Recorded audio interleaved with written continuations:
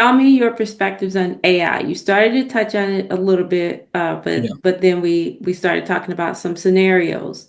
yeah. Is AI exacerbating the issues? I know that it is to some extent, but what's your perspective on whether it can help or is it making things worse? What's your take on AI? Great question. And I need to go back a little bit in time to answer that, and I'll come full cycle. When computing started, no one thought about security. Nobody.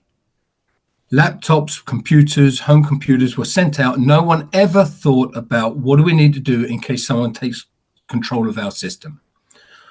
Roll that out into when Paul Mockapetris invented DNS, and in the mid-90s when PKI, public key infrastructure, was invented to enable encryption and certification, etc.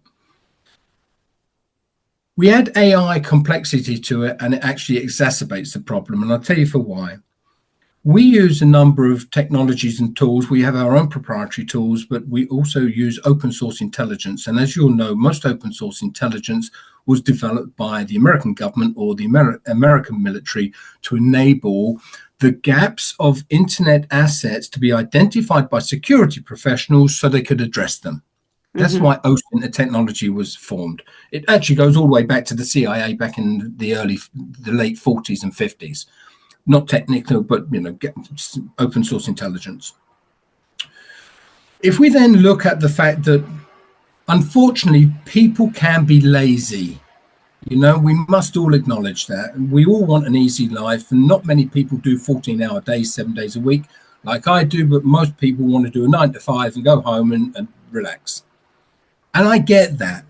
The point there is open source intelligence was developed to aid professionals better secure themselves, but the reality is it's better used to identify exposed and vulnerable positions to be exploited. Okay, now add AI onto that, and AI is being found guilty in lawsuits, etc., for plagiarizing documentations, for deep fakes, for videos, as we know.